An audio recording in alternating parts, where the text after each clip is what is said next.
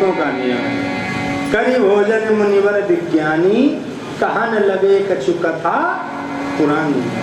भोजन करने के बाद में आपस में ही संत बैठ जाते हैं। आज अगर एक संत वक्ता है तो बाकी श्रोता है, कल दूसरा संत वक्ता हो गया, बाकी श्रोता हो गए। आपस में ही भगवान की कथा न बंद होनी चाहिए, कथा चलनी चाहिए। तो कथा करने लगे आपस में। नारद जी कहते हैं मैं भी उस स्थान पर गया, मैंने संतों का जूठा खाया था, हृदय हमारा शुद्ध हो चुका था। जो ही कथा का प्रभाव हुआ और भी जो मन में कोई वासना थी वो सारी नष्ट हो गई। अब मैं शुद्ध हो गया, संतों के पास में गया, संतों से मैंने कहा संत जी मुझे अपनी शरण में ले लीजिए। संतों ने कहा नहीं, अभी तुम्हारी माँ जीवित है और तुम्हारा सबसे बड़ा कर्तव्य पहले ये है कि तुम अपनी माँ की सेवा करो। सबसे बड़ा तुम्हारे लिए कर्तव्य यही है कि तुम अपने माँ की सेवा करो। नारद जी महाराज कहते हैं ऐसा कह करके कुछ दिन बाद संत जाने लगे। संतों ने हमें अपने साथ में नहीं लिया। मेरी माँ एक तो दासी, ऊपर से मैं उसका इकलौता पुत्र, वृद्धा हमारी माँ। संत गए तो संतों ने हमें एक मंत्र बतला दिया और हम उस मंत्र का जाप करने लगे। हम उस मंत्र का जप करने लगे। अब नारद जी कहते हैं हमको जैसे ही समय मिलता है हम वो मंत्र का जप करने लगे। पूर्व जन्म की नारद जी कथा सुना रहे हैं। हमारी माँ दासी है। अच्छा, नारद जी कहते हैं कि दो मंत्र एक साथ में चल रहे हैं। एक मंत्र तो हम जप रहे हैं और एक मंत्र हमारी माता जी जप रहे हैं। नारद जी कहते हैं हम तो जप रहे हैं ओम नमो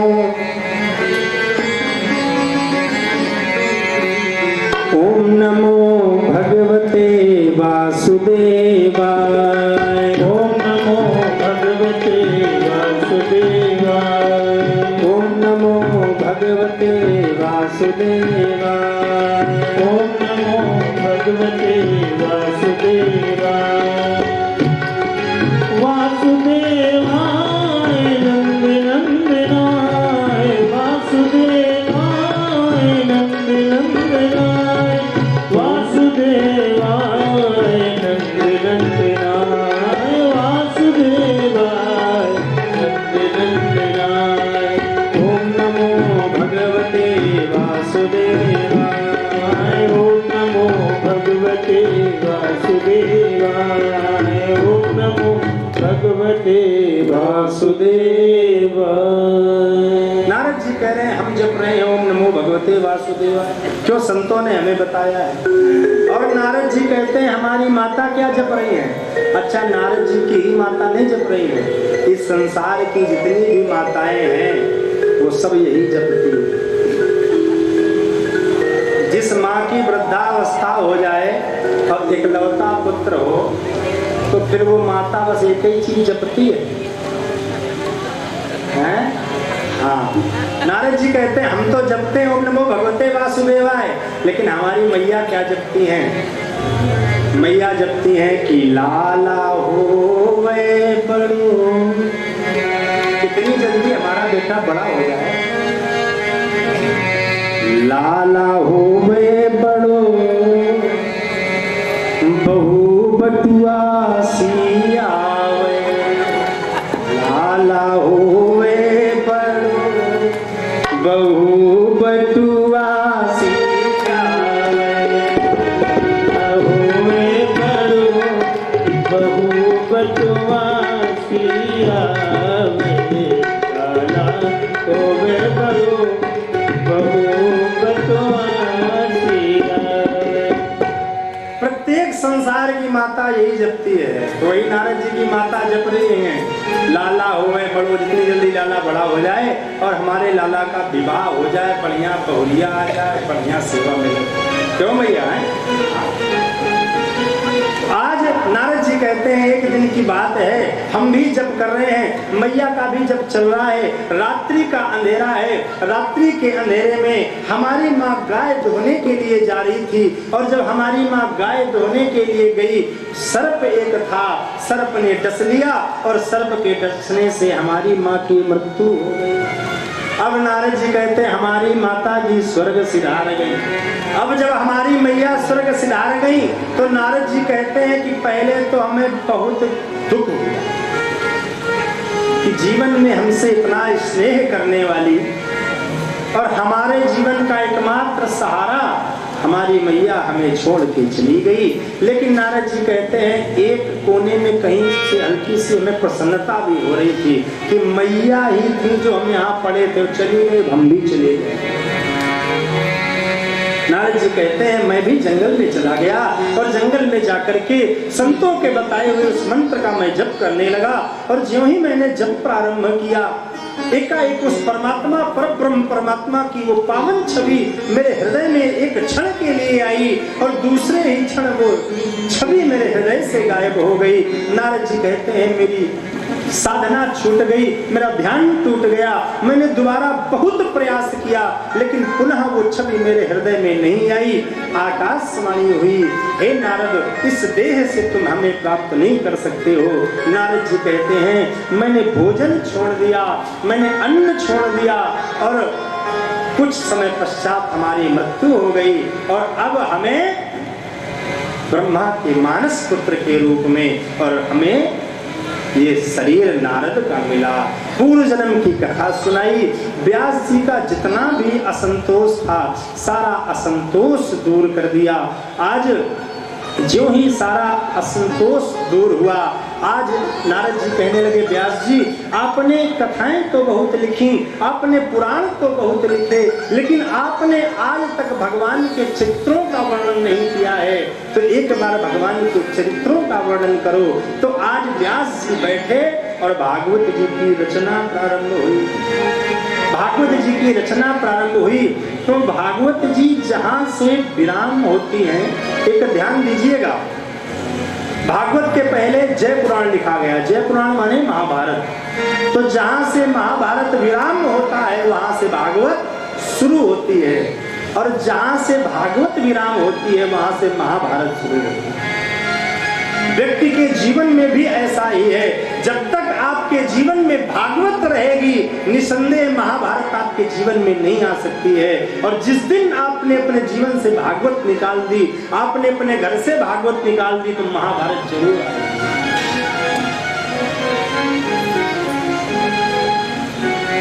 भागवत में लास्ट में कथा है राजसू यज्ञ की। राजसू यज्ञ में द्रौपदी हंसती थी। शास्त्र मना करता है स्त्री को बिना वजह हंसना नहीं चाहिए। शास्त्र आदेश करता है क्यों? क्योंकि बिना वजह और हंसने की वजह से ही पूरी महाभारत हो गई। अगर उस दिन द्रौपदी हंसी ना होती, जब दुर्योधन गिरा था वहां पर, तो हंसी ना होती तो वहीं पर तो जोता आग पुराने। द्रौपदी ने यही तो कह दिया था कि हम जान गए अंधों के अंधे होते हैं। जब राजसू यज्ञ हो रहा था विदुर जी के द्वारा, वहां पर इस प्रकार का पंडाल बनाया गया था कि जल का थल और थल का जल दिख रहा था।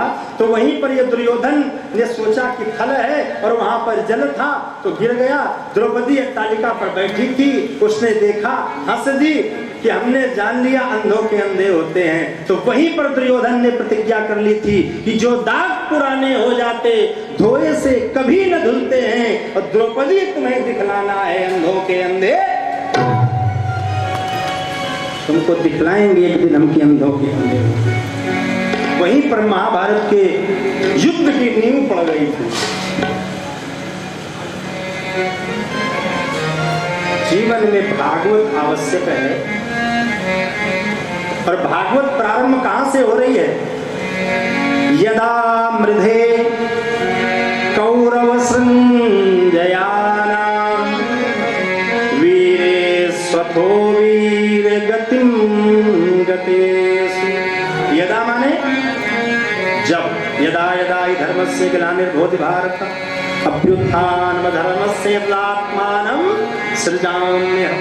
यदा माने जब, मृधे माने चल रहा था, कौरव संजयानाम कौरव और पांडवों में युद्ध चल रहा था। ब्रकोदरा विद्यगदाम भीमहर्षय। ब्रकोदर कहते हैं किसे? भीम को। गदा के द्वारा भगनोरुदंडे धृतराष्ट्रपुत्रे, धृतराष्ट्रपुत्र दुर्योधन की जंघा का भेदन हो चुका है। ये दुर्योधन कुरुक्षेत्र के मैदान में पड़ा हुआ है और जब तक सेना जो मुख्य राजा होता है वो नहीं मरता है तब तक युद्ध समाप्त नहीं होता है। तो औपचारिक घोषणा केवल बाकी रह गई है, बाकी युद्ध विराम हो चुका है। दुर्योधन कुरुक्षेत्र के मैदान में पड़ा हुआ बिलख रहा है। बहुत से पशु, बहुत से पक्षी आकाश मार्ग पर हैं और वो देख रहे हैं। वो सोचते हैं कि हमें लगता है किसी मृत व्यक्ति का शव है, इसके शव के पास में आते हैं, इसके शरीर के पास में आते हैं, उनको भगाते भगाते परेशान हो रहे हैं। इतने में ही मित्र है अश्वत्थामा मिलने के लिए पहुंच गया। कुरुक्षेत्र के मैदान में दुर्योधन से मिलने के लिए अश्वत्थामा पहुंचा। मित्र, मैं तुमसे मिलने आया हूं। जीवन में अगर तुम्हारे किसी बात की अत्यधिक चिंता हो तो हमसे कहो। दुर्योधन कहने लगा, मित्र, मुझे केवल बस एक बात की चिंता है कि अरे हम 100 थे और 100 में एक भी नहीं बचा और वो पांडव 5 थे, 5 में एक भी कम नहीं हुआ।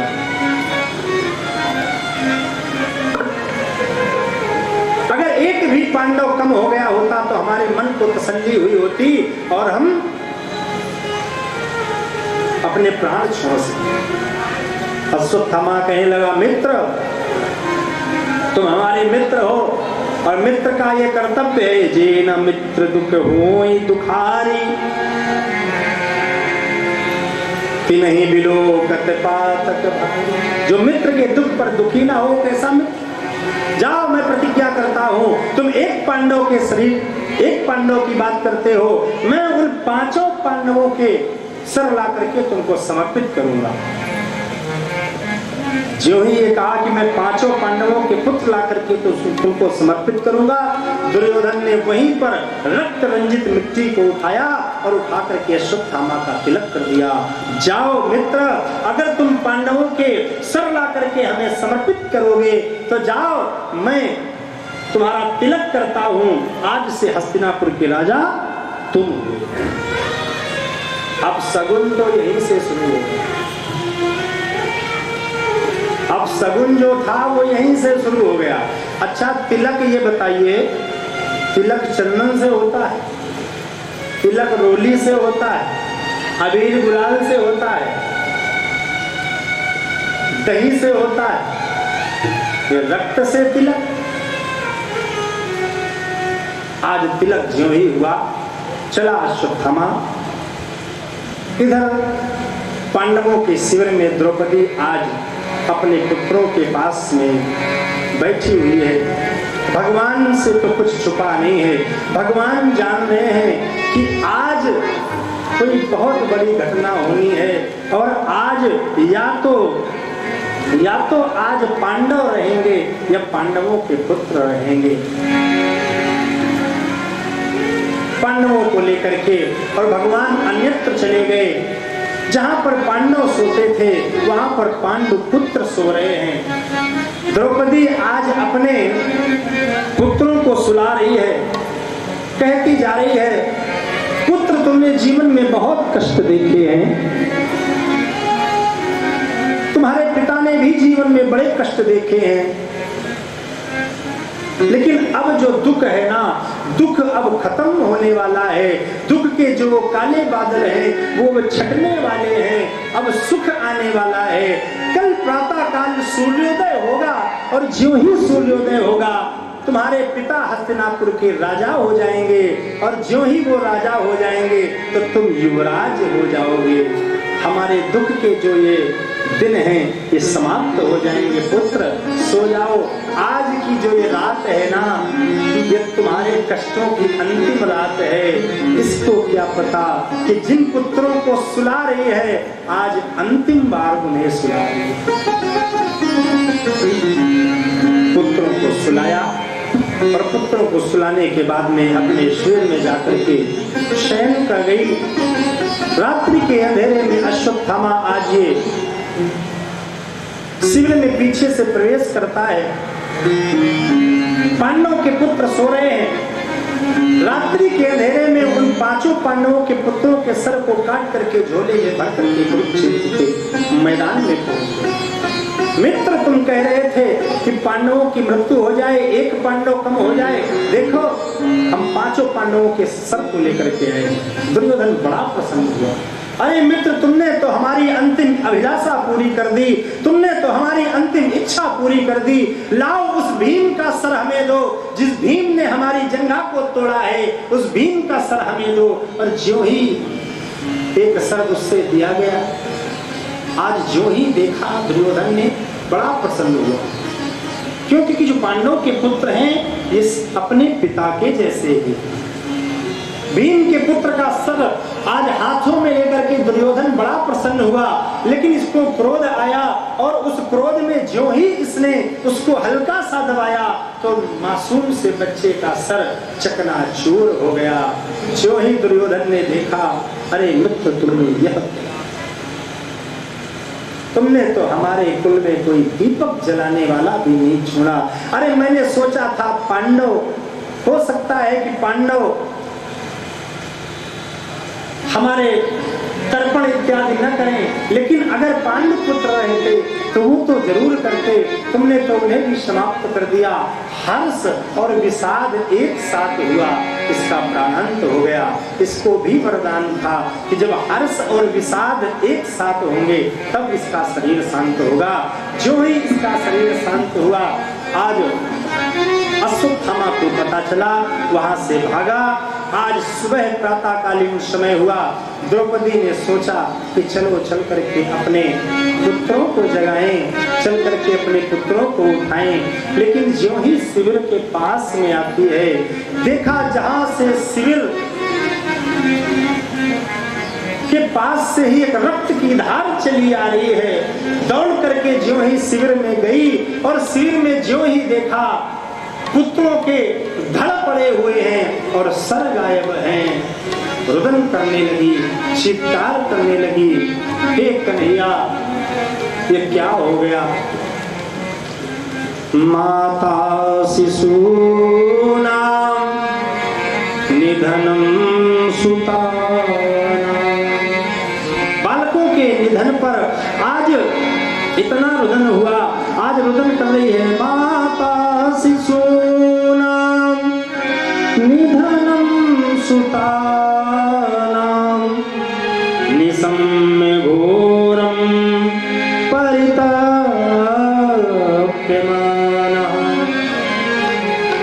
अर्जुन आए, अर्जुन को पता चला।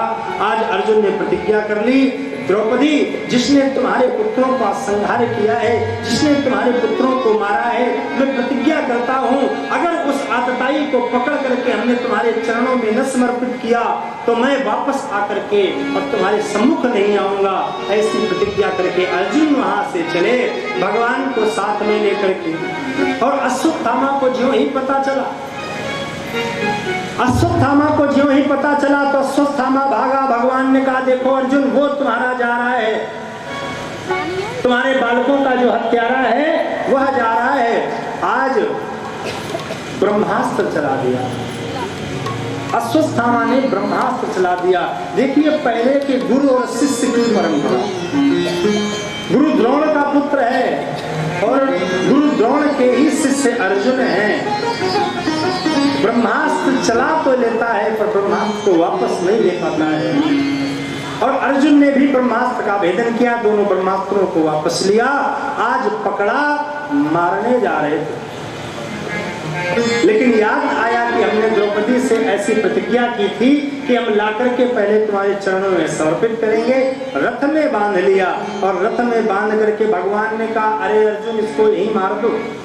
अर्जुन बोले, नहीं द्रौपदी के सामने चल के मारेंगे। भगवान बोले, तब तो तुम न मार पाओगे। द्रौपदी के सामने ले चलने के लिए रथ के पीछे बांधा और लेकर के आए।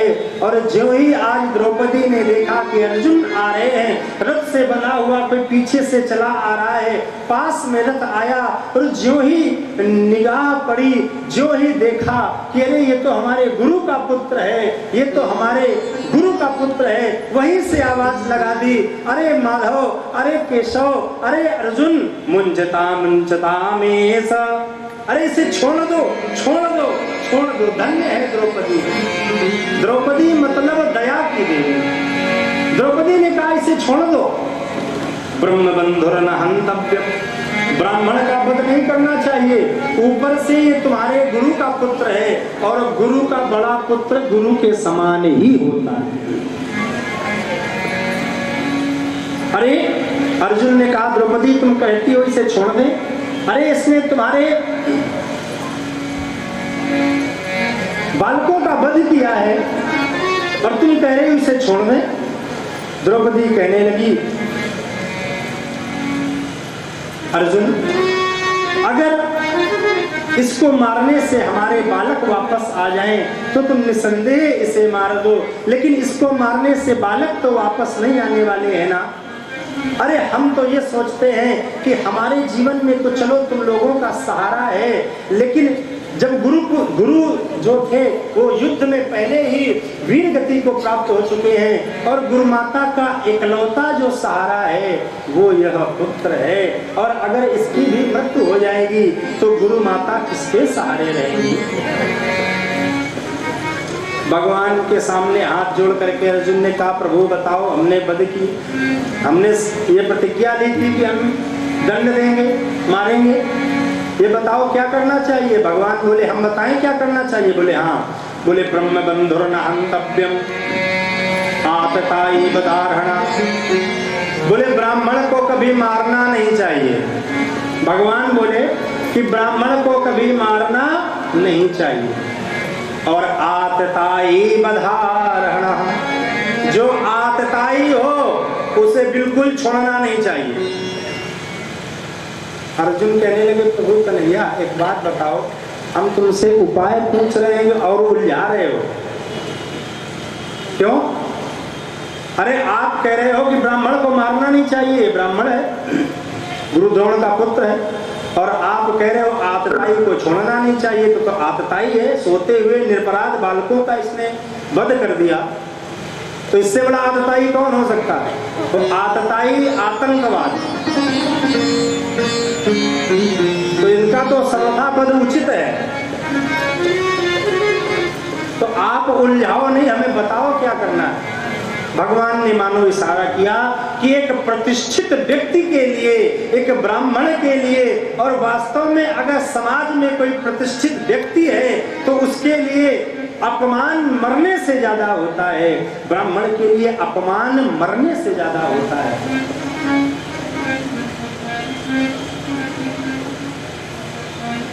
आज इसके मस्तक को चीर करके मणि निकाल ली, अपमानित कर दिया।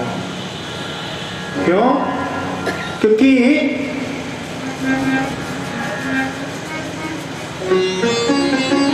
जो पर्वत से गिर जाए, पर्वत से गिरने वाला तो एक बार बच सकता है, लेकिन जब किसी की कोई नजरों से गिर जाए नारायण, तो ये सबसे बड़ा कष्ट होता है। पहाड़ से अगर गिर गए, कुछ चोट आएगी, हो सकता है मरहम लगाओगे, उपचार करोगे तो सही हो जाओगे, लेकिन अगर किसी की नजरों से गिर गए ना तो फिर उठना असंभव है। जीवन में सबसे बड़ा पूजा चरित्र की होती है। व्यक्ति के चरित्र की, अगर प्रतिष्ठित व्यक्ति है तो सबसे बड़ी पूजा उसके चरित्र की होती है। हम तो ज्यादा अंग्रेजी पढ़े नहीं हैं, लेकिन सुने हैं और कभी कभी पढ़े भी हैं। एक जगह हमने पढ़ा था, उसमें लिखा था, एक अंग्रेजी की कोई कहावत लिखी थी, if wealth is loss nothing is loss. जहाँ गलत हो, जो अंग्रेजी के पढ़े लिखे लोग हैं वो सही कर लीजिएगा, कुछ संस्कृत पढ़ने वाले।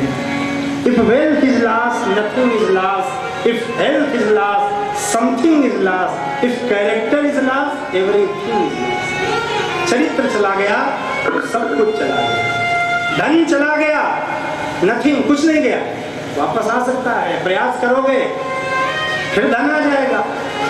फिर हेल्थ, स्वास्थ्य चला गया तो स्वास्थ्य समथिंग कुछ चला गया, कुछ शरीर में रोग हो जाए तो समथिंग तो कुछ गया। लेकिन इफ कैरेक्टर, अगर चरित्र चला गया आपका, तब तो नारायण सब कुछ चला गया, सब चला गया, कुछ नहीं बचा।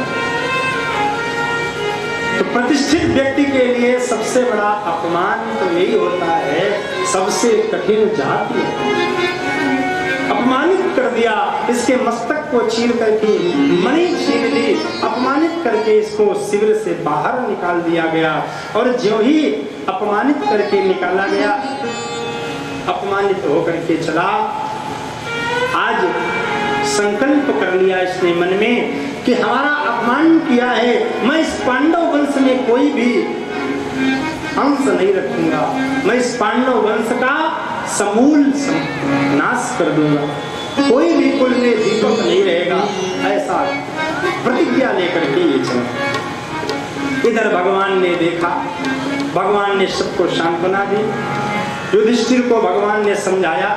लेकिन एक बात और बताएं, युधिष्ठिर को भगवान ने समझाया तो, लेकिन भगवान जानते थे कभी कभी ऐसा होता है कि आप किसी को कोई बात बताओ तो उसको समझ में कम आती है।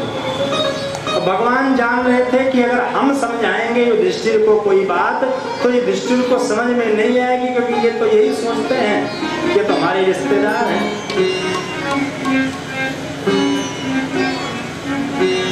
हमारे, ये तो हमारा छोटा भाई है, तो इसलिए इनको समझ में नहीं आएगा। तो उनको ले गए कहाँ, कुरुक्षेत्र के मैदान में भीष्म पितामह के सामने। क्यों, पितामह कोई बात बताएंगे तो निसंदेह उसका असर दूसरा होगा। आज वहां पर जाकर के भीष्म पितामह को दर्शन दिए, भीष्म पितामह ने ज्ञानोपदेश किया। और भगवान आज जाना चाहते हैं, भगवान आज अपनी द्वारिका वापस जाना चाहते हैं। भगवान आज खड़े हैं तो भगवान सबसे कह रहे हैं वरदान मांग लो। आज सब लोग खड़े हैं, सब लोग वरदान मांग रहे हैं। भगवान एक एक करके सबसे मिल रहे हैं। भीम से भगवान मिले, भीम ने कहा प्रभु बस आपकी कृपा है। अर्जुन से मिले, अर्जुन ने कहा नारायण माधव आपके चरणों में हमारी प्रीति बनी रहे, बस इतना ही बहुत। युधिष्ठिर से पूछा, युधिष्ठिर कहने लगे बस मैं जीवन में कभी धर्म से न डिगूं, बस केवल इतना ही चाहिए। भीम से बोले तुम्हें बताओ, भीम बोले बस भोजन पानी बढ़िया चलता रहे बस। और सबसे बड़ी क्रांति तो तब आई जब भगवान पहुंचे कुंती के पास में, और कुंती से ज्यों ही भगवान ने कहा बुआ तुम कुछ मांग लो, ज्यों ही कहा तुम कुछ मांग लो, आज कुंती कहने लगी केशव आज बुआ कह रहे हो, आज संबंध निभा रहे हो और देने आए हो। वास्तव में अगर तुम हमें कुछ देना चाहते हो माधव, अगर सच में तुम हमारे ऊपर दयालु हो, हमारे ऊपर कृपालु हो, तो हमें जीवन में केवल एक चीज दे दो और हमें कुछ चाहिए नहीं। क्या मांगा? आज देखिए कुंती ने क्या मांगा। आज संसार का कोई भक्त होता तो जाने क्या क्या मांगता, पर कुंती ने कहा प्रभु अगर वास्तव में कुछ देना चाहते हो तो विपदा सन्तु न सस्वत्र तत्र तत्र जगत गुरु। संसार की जितनी भी विपदाएं हैं, संसार के जितने भी कष्ट हैं, सब हमें दे दो नारायण, सारे कष्ट हमें दे दो। भगवान कहने लगे बुआ क्या कह रही हो तुम, जीवन में तुम्हें कभी सुख नहीं मिला। कुंती का नाम तो प्रथा था ना, राजा कुंती भोज ने इनका पालन किया, इसलिए इनका नाम कुंती पड़ा। जन्म लेते ही पिता का हाथ छूट गया, विवाह हुआ तो पति ऐसा मिला पीलिया का मरीज, पति का भी सुख नहीं मिला। पुत्र हुए तो पुत्रों को मारने के इतने प्रयास किए गए, विष के लड्डू दिए गए, लाक्षा भवन में जलाने का प्रयास किया गया। जीवन में कभी तुम्हें सुख मिले नहीं, और आज मैं तुमसे कह रहा हूं कुछ मांग लो तो तुम कह रही हो दुख दे दो। तुम दुख चाहती हो बुआ। कुंती कहने लगी प्रभु दुख बहुत अच्छे हैं, दुख इतने अच्छे हैं, देखो जब तक दुख रहा आप रहे और आज सुख आ रहा है तो आप जा रहे हो नारायण। हमें तो दुख अच्छे लगते हैं, क्यों? क्योंकि दुख में आप स्वयं से इस चीज का अनुभव करना, जीवन में जब दुख होते हैं तो भगवान बहुत याद आते हैं। आप अनुभव करना जीवन में, अपने जीवन में अनुभव करना कि जब दुख होता है तो भगवान बहुत याद आते हैं और सुख में भगवान की याद उतनी नहीं। मान लीजिए बारिश का महीना हो और आपका घर कच्चा बना हो, छत जो है वो भी कच्ची हो, दीवारें भी कच्ची हो, और बारिश का महीना हो तो बारिश शुरू हो जाए और पूरी रात सुबह से बरसे और रात भर बरसे और दूसरे दिन भी बरसे और कहीं से पानी जरा सा टपकने लगे तो फिर बताओ सोओगे? फिर तो एक घर के कोने में कहीं बैठ जाओगे और हे भगवान बस बंद कर दो, हे नारायण बस बंद कर दो, हे प्रभु बस बंद कर दो। ये दुख है। अच्छा घर बहुत अच्छा बनाओ, बढ़िया टाइल्स पत्थर लगाओ, एसी भी लगी हो, हैं? और फिर बरसने लगे तब तो श्रीमती जी से कहते हैं पकौड़ी बनाओ, हैं? तब भगवान याद नहीं आते हैं, क्यों? सुख में परमात्मा याद नहीं आता है। तब तो इतनी अच्छी नींद आती है, नारायण को पूछो ना बढ़िया। ऐसे भगवान बरसे 6-7 दिन, बहुत गर्मी थी, कुछ राहत मिली, तब मन में ये सोचते हैं ना कि ऐसे ही बरसे तो 6-7 दिन लगाता। लेकिन जिसके ऊपर कष्ट हो और फिर तो वो तो पूरी रात भगवान का नाम ही लेता रहेगा कि प्रभु बस बंद हो जाए, हे भगवान, हे वशिष्ठेश्वर महादेव, बंद हो जाए, बंद हो जाए। दुख में परमात्मा याद आता है और सुख में अक्सर व्यक्ति परमात्मा को भूल जाता है। दुख में सुमिरन सब करे, सुख में करे न कोई, और जो सुख में सुमिरन करे तो दुख काहे को। अगर सुख में स्मरण किया जाए तो दुख नहीं आएगा। आज कुंती कहने लगी नारायण सुख भी मुझे, जो आपने सुख दिए ना, सुख भी मुझे प्यारे हैं, दुख भी मुझे प्यारे हैं, सुख भी मुझे प्यारे मुझे प्यारे हैं, सुख भी मुझे प्यारे हैं, दुख भी मुझे प्यारे हैं, सुख भी मुझे प्यारे हैं, दुख भी मुझे प्यारे हैं। छोड़ो मैं किसे भगवन, दोनों ही तुम्हारे हैं। छोड़ो मैं किसे भगवन, दोनों ही तुम्हारे हैं।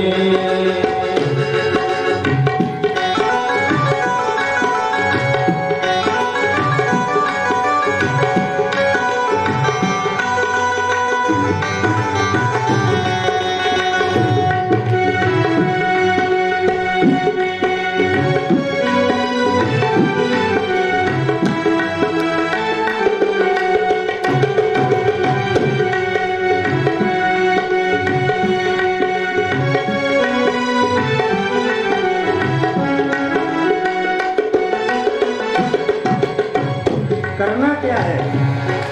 अगर सुख आ जाए तो क्या करना है और दुख आ जाए तो क्या करना है? अगर सुख आ जाए, सुख में तेरा शुक्र करे, सुख में क्या करें? अरे प्रभु आपकी कृपा से आया है, भगवान को धन्यवाद दो। सुख आ जाए तो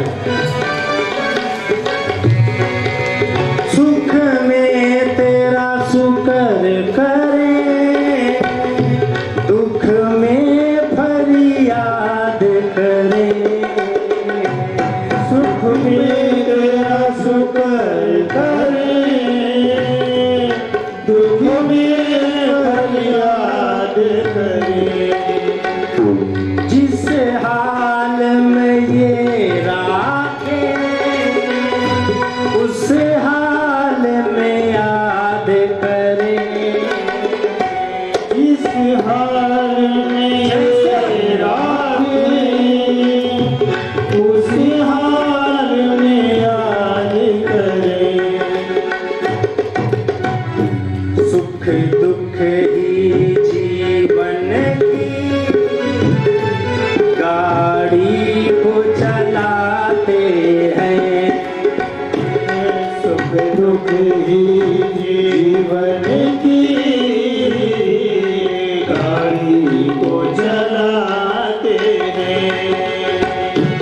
सुख दुख ही जीवन जीना सिखलाते हैं, सुख दुख ही जीवन को जीना सिखलाते हैं।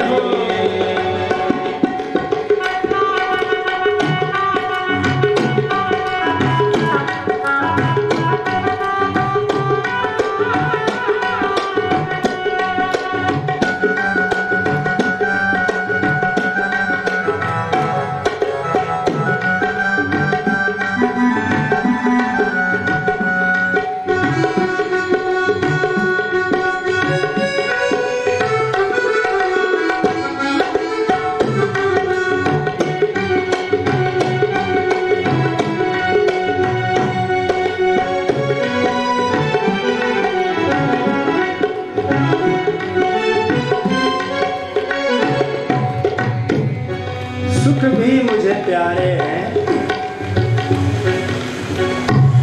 और दुख भी मुझे प्यारे। ये नहीं है कि सुख ही सुख चाहो दुख, बस करना क्या है कि सुख में भूलो मत। हाँ, सुख आ जाए तो बहुत ज्यादा प्रफुल्लित ना हो, सुख में भूलो मत, दुख में भूलो मत। सुख में भूलो मत, दुख में भूलो मत, नाम गाते रहो, नाम गाते। और जब नाम गाते रहोगे ना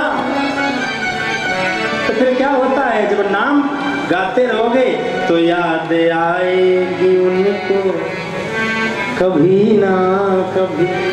जब रोज आप वही कार्य करते रहोगे ना तो याद आएगी उनको कभी ना कभी।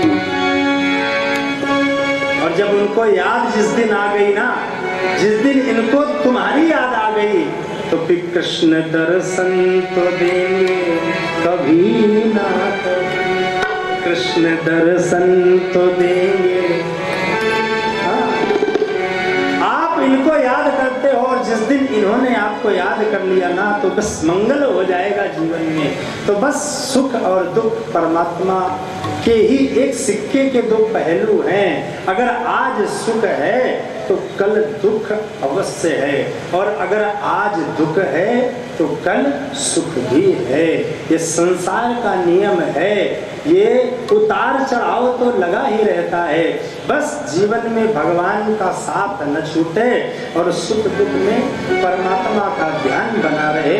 बस कुंती कहती है, प्रभु जब दोनों तुम्हारे ही हैं तो हमें तुम केवल दुख दे दो। संसार के जितने भी कष्ट हैं, अच्छा ये कह रही हैं कुंती, आज अगर आज का कोई भक्त होता, अगर आज का कोई भक्त हो और भगवान आ जाए और भगवान आके कह दे कि भाई वरदान मांग लो, हमको देना चाहते हैं, तो भक्तों के पास में इतनी लंबी लिस्ट है, इतनी लंबी लिस्ट है कि भगवान को भी एक बार सोचना पड़े, इतना भक्त मांग लेंगे। एक बार एक भक्त गया, सिर्फ ब्रह्मा जी की तपस्या की, और जब ब्रह्मा जी की तपस्या की तो ब्रह्मा जी खुश हो गए, और जब ब्रह्मा जी खुश हुए तो ब्रह्मा जी प्रकट हो गए। ब्रह्मा जी ने कहा, भक्तराज वरदान मांग लो। उसने कहा अच्छा। बोले कितने वरदान मांग लें? ब्रह्मा जी बोले मांग लो जितने मन हो, 2 3 जितने मन हो। उसने कहा 3 वरदान मांगे। ब्रह्मा जी बोले ठीक, हमने दिए 3 वरदान। उसने भक्त ने कहा ठीक है, 3 वरदान हम आपके हमारे पास हैं, और हमें जब जरूरत होगी तब हम मांगेंगे। चलाया घर। ब्रह्मा जी ने भी कहा, ओ मस्तु, जब तुम्हें आवश्यकता हो तो बुला लेना, हम तुम्हें वरदान देने आ जाएंगे। अब तो जब ये घर आया है, इसने सोचा कि अब तो बढ़िया घर बन जाए, बढ़िया दरवाजे पर एक गाड़ी हो जाए, ये सही रहेगा। उसने बुलाया तुरंत, बोले ब्रह्मा जी। ब्रह्मा जी आए, बोले हाँ। बोले हमारे वरदान। ब्रह्मा जी बोले मांगो। बोले पहला वरदान, हमारा घर बहुत अच्छा बन जाए। ब्रह्मा जी बोले मस्त। बोले दूसरा वरदान, बोले बहुत अच्छी गाड़ी हमारे दरवाजे के बाहर हो जाए। बोले वो मस्त। तीसरा वरदान, बोले जब चाहे तो 3 वरदान फिर मांग लो। ब्रह्मा जी कह चुके थे 3 वरदानों के लिए, बोले वो मस्त। अब तो ब्रह्मा जी चले गए, बढ़िया महल बन गया, बाहर बढ़िया गाड़ी, अब गाड़ी भी हो गई, घर भी हो गया, उसका विवाह हो जाना चाहिए। अच्छा, अब तो इसको जो चीज जरूरत पड़े, अगर इसको बुखार भी आ जाए ना, तो ये डॉक्टर के पास नहीं जाया हो ब्रह्मा, एक वरदान हमारा बुखार सही हो जाए, दूसरा वरदान हमें कभी फीवर आवे ना, और तीसरा वरदान बोले फिर 3 वरदान मांगे। इसके वो 3 वरदान इसके बराबर चलते हैं। ब्रह्मा जी ने सोचा कहाँ से फंस गए, इतना बुरा, ऐसे ऐसे भक्त हैं, हमें तो पता ही नहीं था कि संसार में ऐसे भी भक्त हैं। तो संसार के भक्त बड़े विचित्र हैं, ये भगवान को भी ठग ले।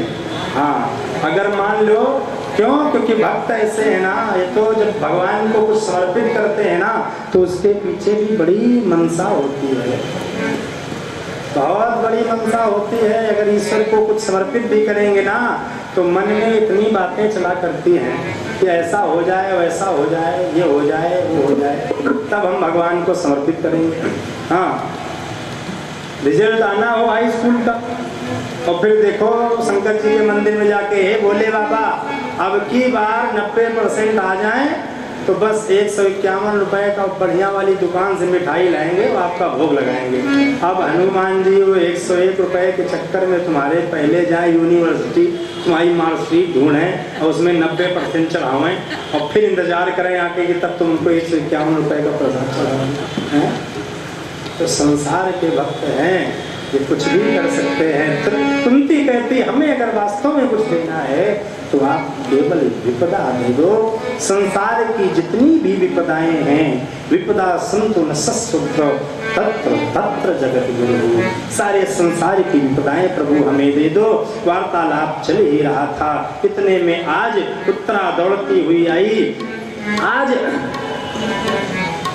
अश्वत्थामा के द्वारा ब्रह्मास्त्र का भेदन किया गया, जो उत्तरा के गर्भ में को जला रहा है, और उनके गर्भ में जो ये परीक्षित जी हैं, आज उनको मानो नष्ट करना चाहता है। आज भगवान ने अंगूठे मात्र का स्वरूप बना करके, अंगुष्ठ मात्र ममलम स्फुरत फुरत मौलिनम, आज गर्भ में जाकर के और भगवान ने रक्षा की।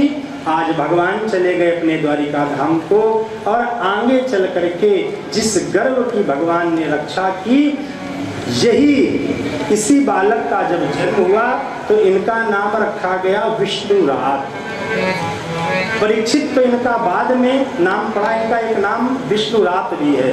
पर रक्षिता सह परीक्षिता, मानो भगवान के द्वारा इनकी रक्षा की गई, इसलिए इनका नाम परीक्षित पड़ा। लेकिन जब एक दूसरा भाव बोले, जब जन्म हुआ परीक्षित जी का, तो मानो परीक्षण कर रहे हैं कि सब तो यहाँ दिख रहे हैं हमें, पर जिसने गर्भ में जाकर के हमारी रक्षा की थी वो हमें नहीं दिख रहा है, वो कहाँ है? तो पर रक्षिता सा परीक्षिता, परीक्षित जी का जन्म हुआ। आज पांडवों ने इनका तिलक कर दिया, स्वर्गारोहण के लिए चले गए।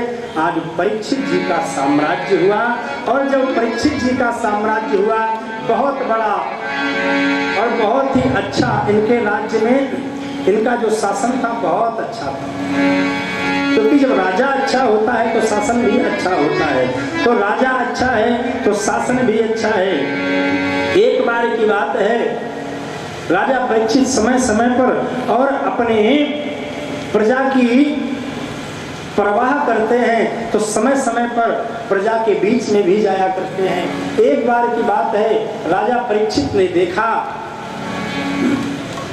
एक ऐसा दृश्य देखा, यदा परीक्षित तुरजांगले वशतु। परीक्षित जी ने देखा कि एक गाय चली जा रही है, रोती हुई गाय चली जा रही है, उसके पीछे से एक बैल जा रहा है और जो बैल है वृषभ है उसका केवल एक पैर शेष है, 3 पैर कट चुके हैं। उसके पीछे से एक पुरुष जा रहा है, हाथ में डंडा लिए है, उस गाय और बैल को प्रताड़ित कर रहा है। परीक्षित ने जो ही देखा, परीक्षित ने आज वहीं से, अरे मेरे इस राज्य में इन निरपराध पशुओं के ऊपर इस प्रकार से अत्याचार करने वाले, ठहर जाओ, ठहर जाओ। आज ये शांत हो गया। आज पास में गए परीक्षित, और परीक्षित ने जाकर के पूछा गाय से, कौन हो? गाय ने कहा, मैं पृथ्वी हूं। बैल के पास में गए, तुम कौन हो? कौन ये पुरुष है तुमको इतना कष्ट दे रहा है? तो आज इस वृषभ ने कहा कि संसार में कोई किसी को कष्ट नहीं देता है, इस संसार में कोई किसी को कष्ट नहीं देता है। जो भी व्यक्ति को मिलता है वो उसका प्रारब्ध होता है। काऊ न को सुख दुख कर दाता, निज कृत कर्म। जो निज कृत कर्म है वो व्यक्ति को भोगने पड़ते हैं, और किसी को कोई न तो सुख देता है और न कोई किसी को दुख देता है। परीक्षित जी कहने लगे, ऐसी धर्म की बातें करने वाले तुम साक्षात धर्म ही हो क्या?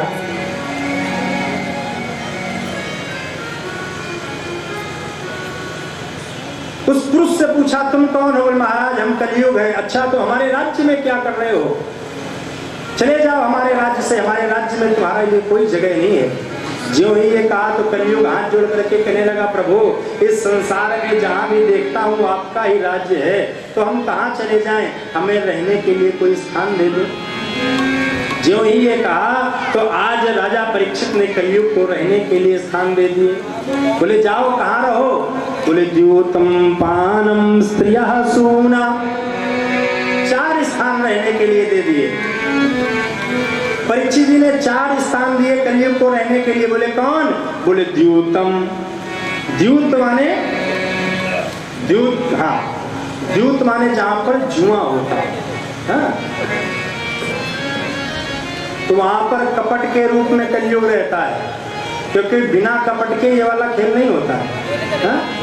तो बोले जाओ वहां पर जाकर के तुम कपट के रूप में रहो। और बोले पानम, पानम ये वाला पान नहीं ना, हाँ, मदिरा में जाकर के तुम निवास करो, मद के रूप में।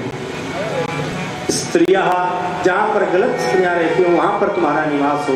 सूना, जहां पर हिंसा होती हो, निरपराध जीवों को सताया जाता हो, वहां पर जाकर के तुम निवास करो। तो 4 स्थान दे दिए। बोले द्यूतम पानम स्त्रिया सूना, इन 4 जगह में जाकर के रहो। कलयुग ने सोचा कि ये चारों जगह ऐसी हैं जहां पर कोई भी धर्मात्मा नहीं जाता है, कोई भी धार्मिक व्यक्ति ऐसी जगह पे नहीं जाएगा जहां पर द्यूत कीड़ा हो रही हो। है कोई भी धार्मिक व्यक्ति जाता है? नहीं जाता। पानम, कोई भी धार्मिक व्यक्ति मदिरा में नहीं जाएगा।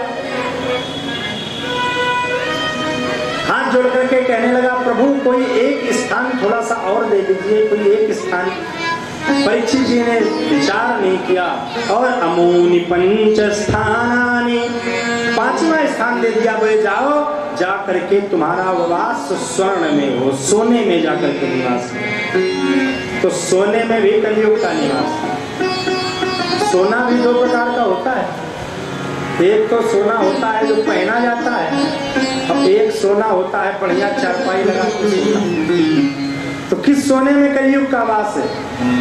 दोनों सोने में कलयुग का वास है। अरे शास्त्र जो आदेशित करता है उस आदेश के अनुसार चलो।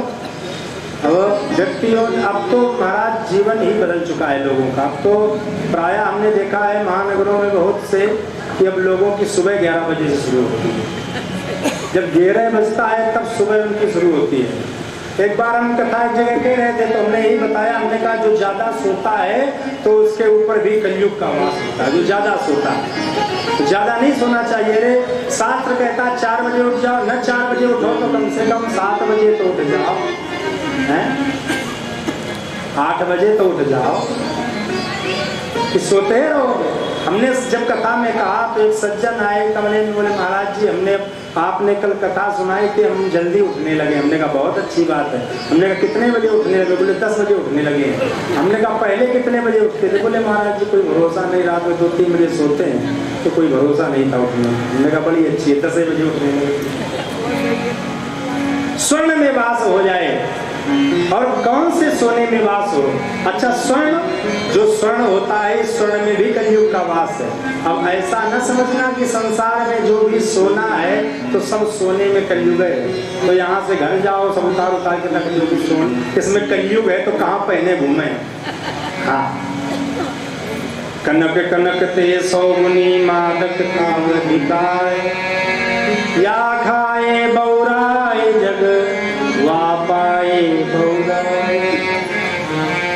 अधर्म की कमाई के द्वारा कमाया गया जो धन है उसमें कलयुग का वास है। सोने में तो कलयुग है, लेकिन हर एक सोने में कलयुग नहीं है। किसमें है? जो अधर्म की कमाई के द्वारा कमाया गया धन है उसमें कलयुग का वास है। अच्छा, संसार की जितनी भी वस्तुएं हैं सब में कुछ ना कुछ दोष है। फिर जब सब चीजों में दोष ही है तो दोष दूर कैसे हो? तो दोष दूर कैसे हो? बोले संसार में कोई भी वस्तु लाओ तो क्या करो? पहले परमात्मा को समर्पित कर दो।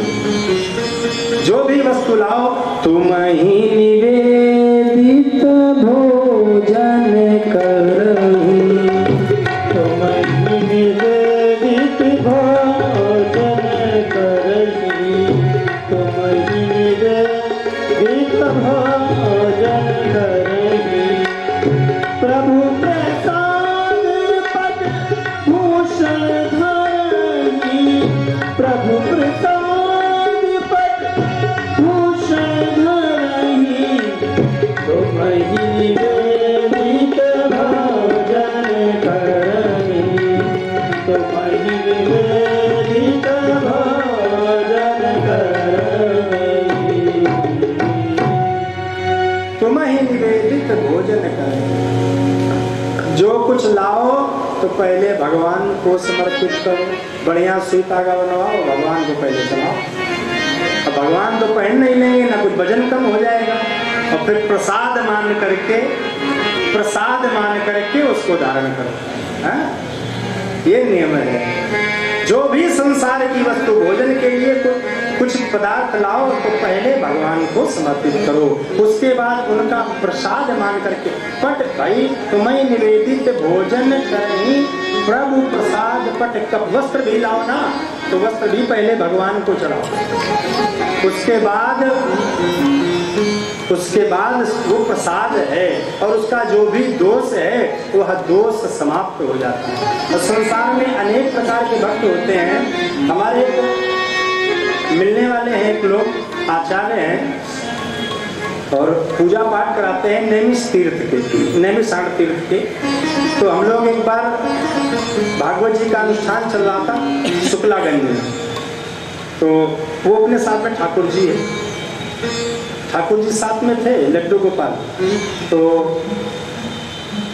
वो जो भी वस्तु आती थी पहले लड्डू गोपाल जी को समर्पित की जाती है। जो भी वस्तु आए पहले लड्डू गोपाल जी को समर्पित करो और फिर तो उनका ये नियम था। अपना ठाकुर जी उनके साथ में अपना लेके चलते थे अपने ठाकुर जी। तो जैसे उनके कमरे में चाय पहुंचे तो सुबह से वो चाय पीते तो पहले चाय ठाकुर जी सामने रखते, चाय पियो, और फिर अपना नाश्ता पहुंचे तो पहले ठाकुर जी को। चौथे दिन की बात है और हमको सूचना मिली कि उनको अलग अलग रुके हुए थे, तो हमें सूचना मिली कि उनको ज्वर आया, बुखार आया। तो हमने सोचा चलो चल करके उनके कमरे में पहुंचे, उनसे जरा मिलने चल करके कि भाई क्या बात है। तो वहाँ जब हम पहुंचे तो उन्होंने एक गिलास में वो आता है ना पीने वाला जुसांदा, जानते हैं वो पत्ते का मिश्रण रहता है, काढ़ा, हाँ काढ़ा जो उसको पिया जाता है। तो एक गिलास में उन्होंने उबाल रखा था बड़ी तेज। हमने कहा पहुंचे और उन्होंने ऐसे ठाकुर जी के सामने,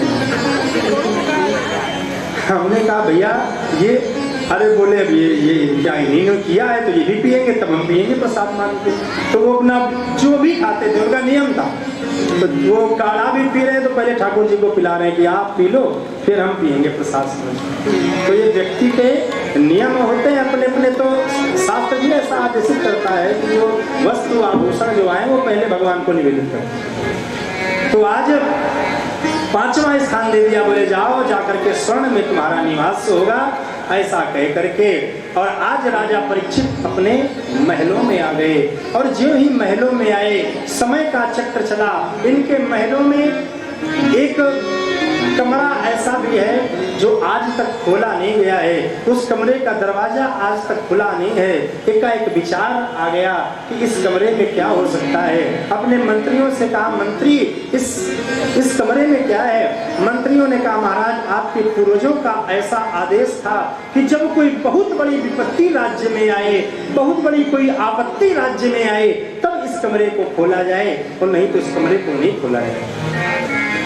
तो हुल बढ़ा, क्या हो सकता है। बोले कमरे को खोला जाए। कमरे को खोला गया, और जो ही कमरे को खोला गया बड़ा ही सुंदर एक उसके अंदर बॉक्स रखा है, उसको भी खोलने का आदेश दिया। मंत्रियों ने यद्यपि मना किया, प्रभु आपके पूर्वजों ने मना किया था। राजा परीक्षित बोले हम आदेश कर रहे हैं, खोलो। जो ही उस संदूक को, बॉक्स को खोला गया, उसमें बड़ा सुंदर एक मुकुट रखा हुआ है। और जो ही उस मुकुट को राजा परीक्षित ने देखा, उस मुकुट को देख करके, अरे इतना सुंदर मुकुट यहाँ ऐसी जगह पे रखा है, अरे इसको तो हमारे सर की शोभा होनी चाहिए। आज उस मुकुट को लिया और उस मुकुट को लेकर के अपने मस्तक पर धारण कर लिया। और ये मुकुट कौन सा मुकुट था?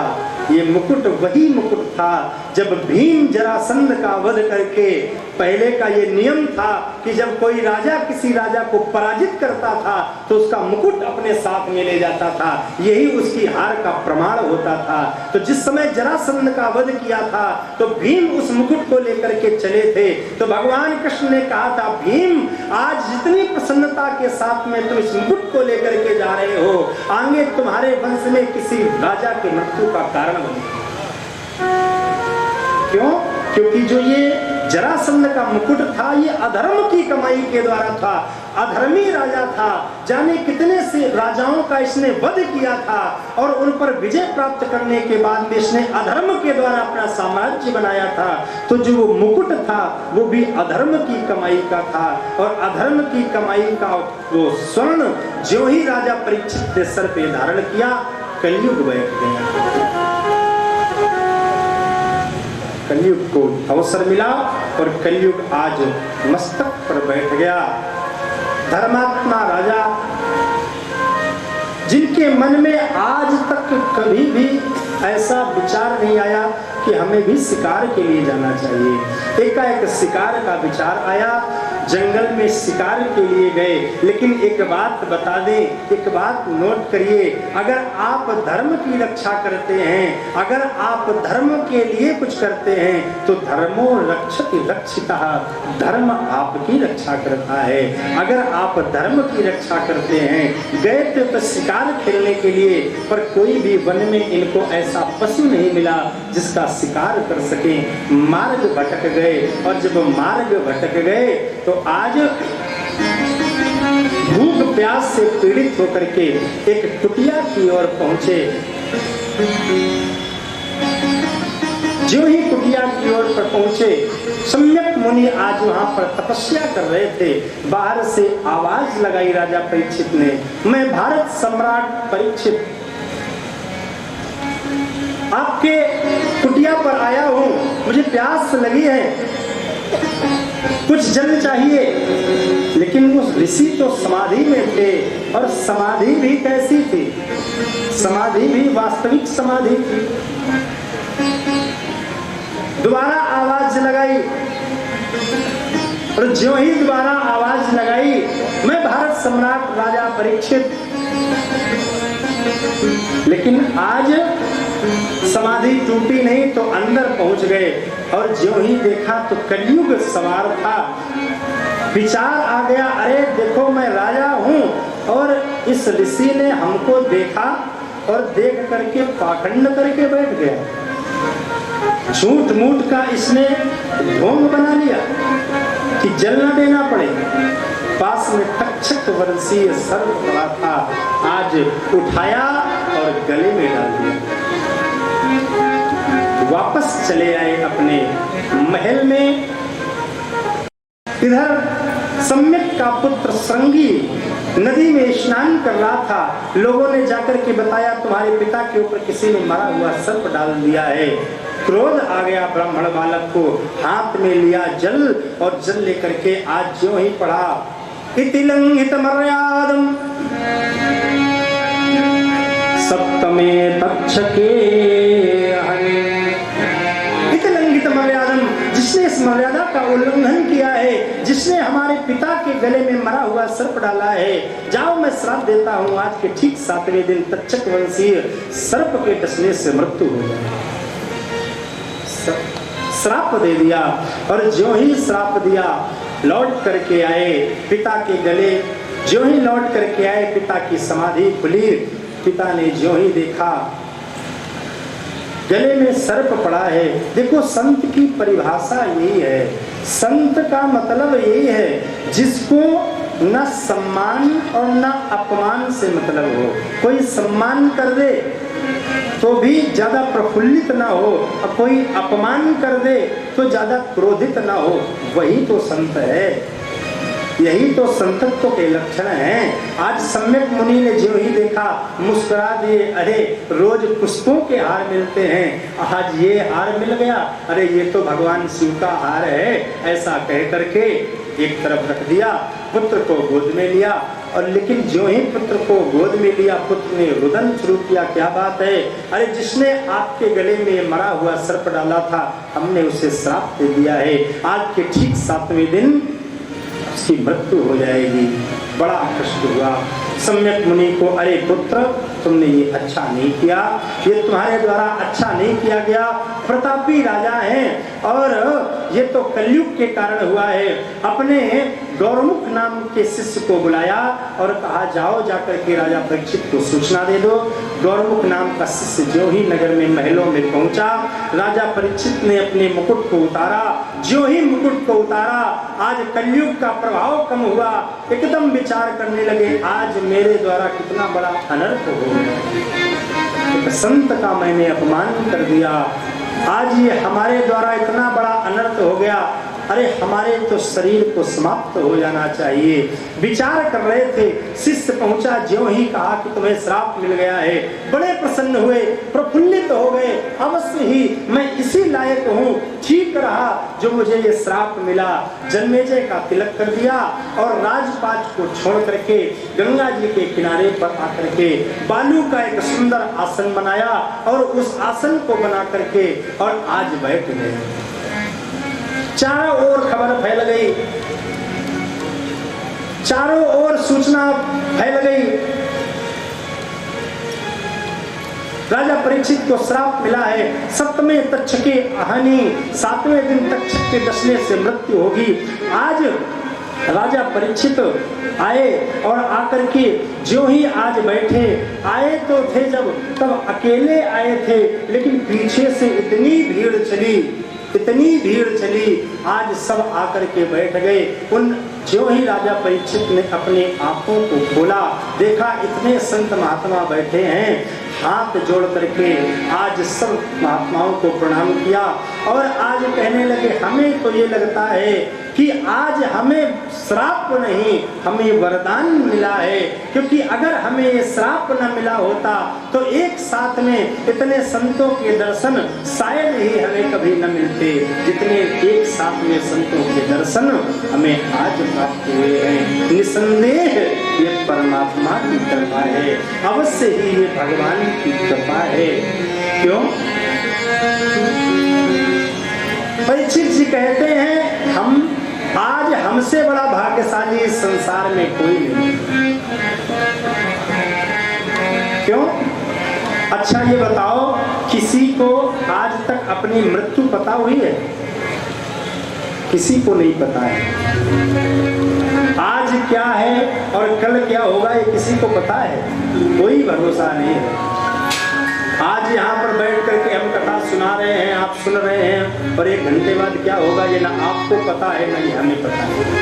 पर परीक्षित कहते हैं मुझे पता है 7 दिन तक मेरा कुछ नहीं हो सकता है,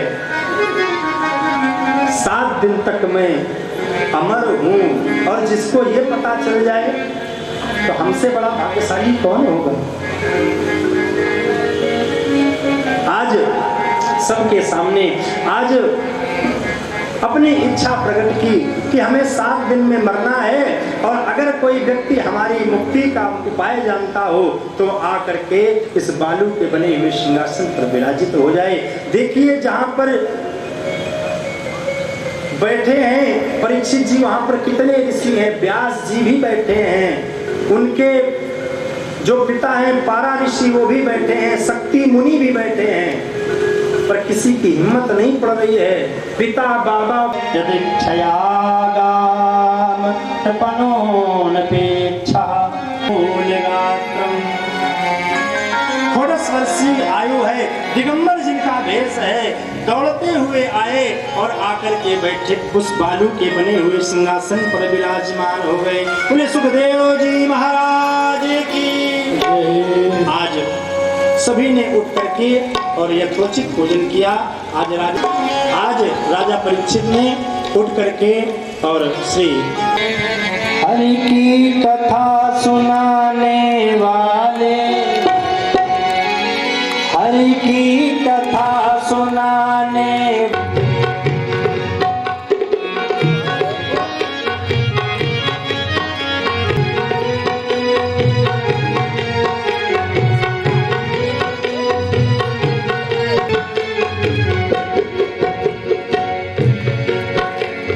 लेकर विष का प्याला जा रहे थे हम के गाला।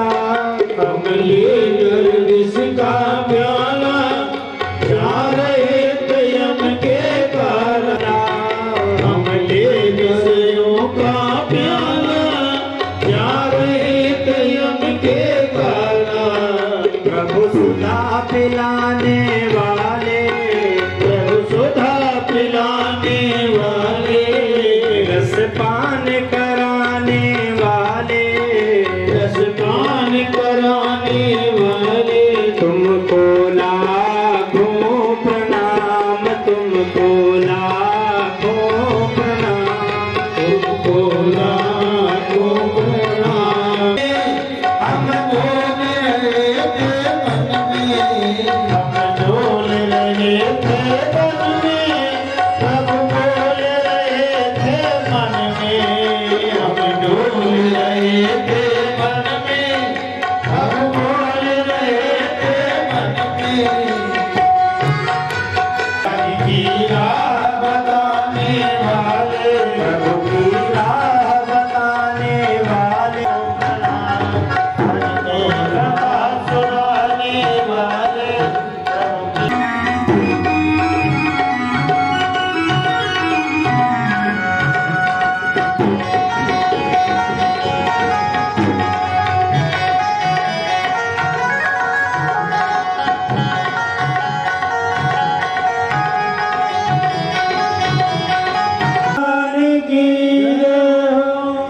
आज सभी ने उठ करके राजा परीक्षित खड़े हो गए, हाथ जोड़ लिए। प्रभु, जिस व्यक्ति की मृत्यु निश्चित हो, म्रियमाणम किम कर्तव्यम, जिस व्यक्ति को ये ज्ञात हो चुका हो कि उसकी मृत्यु निश्चित है, उस व्यक्ति को क्या करना चाहिए, मरने वाले का क्या कर्तव्य है। मैंने बताया था कथा में कि भागवत जो है वो हमें मरना सिखाती है, रामचरितमानस जीवन जीना सिखाती है, हमें जीवन में कैसे जीना है, ये हमें रामचरितमानस से सीखने की आवश्यकता है। हर जगह रामचरितमानस में आपको सीख मिलेगी कि हमें अपने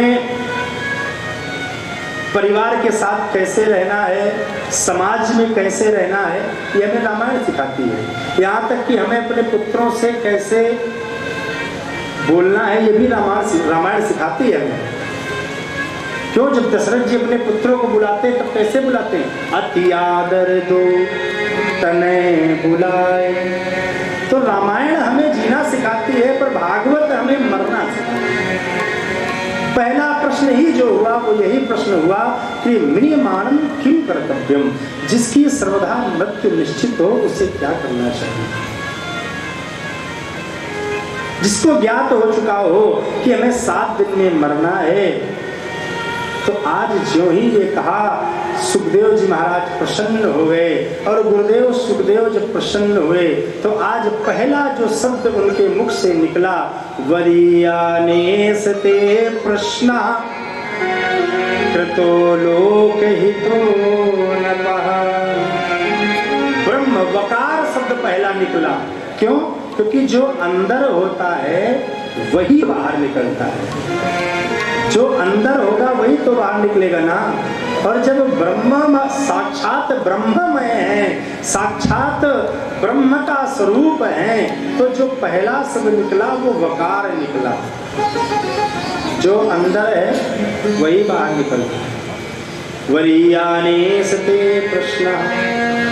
राजन तुमने, सुखदेव जी कहते हैं राजन तुमने ये अपने लिए नहीं पूछा है ना, फिर बुरे कृतो लोकहितो नपः, ये तो सब संसार के लोगों के लिए तुमने पूछा है। अच्छा ये बताओ क्या परीक्षित जी को ही 7 दिन में मरना है? हाँ? क्या परीक्षित जी को ही श्राप मिला है? इस संसार का प्रत्येक व्यक्ति परीक्षित है और प्रत्येक व्यक्ति श्रापित है। क्यों? क्योंकि जिसे भी मरना है 7 दिन में ही मरना है। अच्छा बताओ किसी के लिए 8वां दिन है क्या? जो मरेगा वो यही रवि सोम मंगल बुध गुरु शुक्र शनि, भी 7 में मरेगा। तो 7 दिन में सबको मरना है। जितने भी संसार में हैं इन सबको 7 दिन में ही मरना है, तुमको भी और सबको। तो तुमने जो ये प्रश्न किया है कृतो लोक हितो नृपः, तुम्हारा ये प्रश्न लोक हित में किया गया है। और राजन परीक्षित, सबसे पहली बात क्या है, व्यक्ति को जीवन में सबसे पहला क्या करना चाहिए? संवाद शुरू हुआ तो राजा परीक्षित से कहते हैं सुखदेव जी महाराज कि सबसे पहली तो बात यह है कि जितासनो जितश्वासो। शुक्राचार्य जी कहते हैं परीक्षित जी से कि सबसे पहले क्या करना है? बोले जितासनो, आपको पहले तो आसन जीतना चाहिए। आसन पर विजय बहुत जरूरी है। सबसे पहली बात जितासनो, एक कोई आसन बनाओ, उस आसन पर बैठो, सुखासन है कमलासन है जैसा बन सके, एक आसन होना चाहिए। सबसे पहली बात तो ये करो जितासनो, और जब आसन पर विजय प्राप्त हो जाए तो फिर जितश्वासो, अपनी श्वासों पर विजय प्राप्त करो। क्यों? क्योंकि जो श्वास होती है ना, ये श्वास प्रत्येक व्यक्ति के जीवन में निश्चित होती हैं।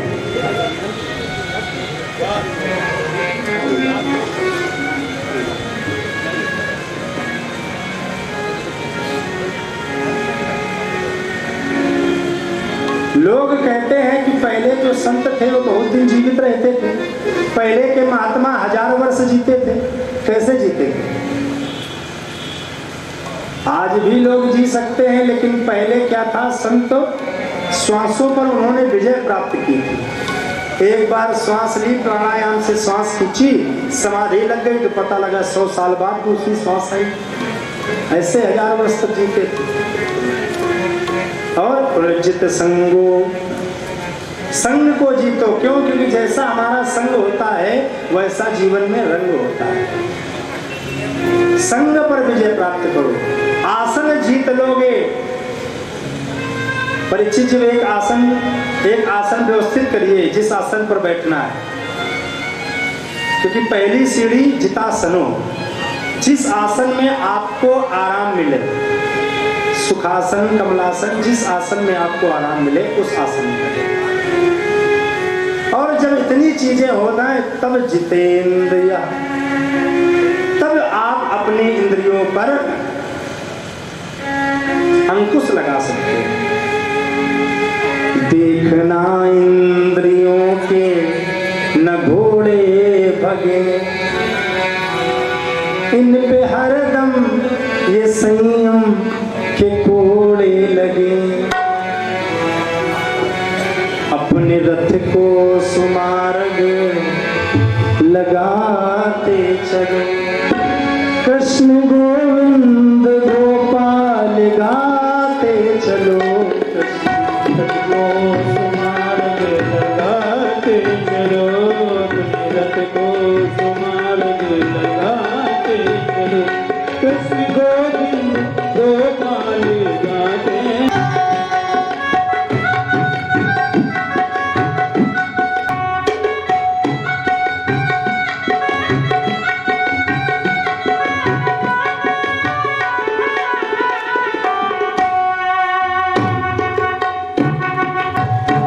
इंद्रिय दुर्गा की उपासना करनी चाहिए। ऐसा नहीं कि लक्ष्मी की उपासना करने से ही केवल लक्ष्मी आती है। हाँ, ऐसा नहीं है कि केवल लक्ष्मी की उपासना करो तभी लक्ष्मी आती है। भागवत में लिखा है, जिसे लक्ष्मी की चाह हो, जो चाहता हो कि हमारे यहाँ लक्ष्मी खूब आवे, तो उसे दुर्गा जी की पूजा करनी चाहिए। अच्छा, और जो चाहता है कि हमारा प्रभाव अच्छा बने समाज में, हम एक प्रभावशाली व्यक्ति बने जाएं, तो उसको अग्नि का पूजन करना चाहिए। जो स्वर्ण की कामना करता हो उसे वसुओं की पूजा करनी चाहिए। जो आयु चाहता है कि हम खूब जिए, उसे अश्विनी कुमारों का पूजन करना चाहिए। अच्छा, और जो चाहता है कि हमें खूब विद्या आए, तो विद्या प्राप्त करने के लिए भगवान शिव की आराधना करनी चाहिए। भगवान शिव की आराधना से विद्या मिलती है। अच्छा, और जो चाहे कि हमें बढ़िया सौंदर्य मिले, हम बढ़िया रूपवान दिखें, तो उसे गंधर्वों का पूजन करना चाहिए। आज राजा परीक्षित ने प्रश्न किया, प्रभु भगवान ने सृष्टि की रचना किस प्रकार से की? तो आज इस प्रकार से आगे की जो कथा है, क्योंकि समय जो है कथा का आज का पूर्ण हो रहा है। 5 बजे का यद्यपि समय है, 2 से 5 का समय है, लेकिन हमारा एक निवेदन ये है कि जो भोजन प्रसादी की जो व्यवस्था है, इसको पूरी तरीके से 1 बजे तक पूरी तरीके से हो जाया करे। 1 बजे तक हो जाया करे, तो 1:30 बजे लोग बैठ जाते हैं। समय से कथाएं शुरू हों और समय से तब बंद हों। कथाओं का भी काफ़ी कथाएं हैं। तो आज की पुष्पांजलि प्रभु के श्री चरणों में, और आज द्वितीय दिवस की कथा विराम, और कथा का समय ठीक 2 बजे से है। 1:30 बजे से लोग बैठ जाते हैं। आप लोग प्रयास किया करिए कि आप 2 बजे आ जाया करिए। हम देखते हैं 1 घंटे तो यहाँ कोई आते ही नहीं है, इसके बाद लोग आते हैं। हाँ, तो आप लोग प्रयास करिए कि 2 बजे से कथा प्रारंभ होती है, 2 बजे पूर्ण प्रयास। वैसे हमें कोई दिक्कत नहीं है, हम कथा कहने के लिए ही आए हैं।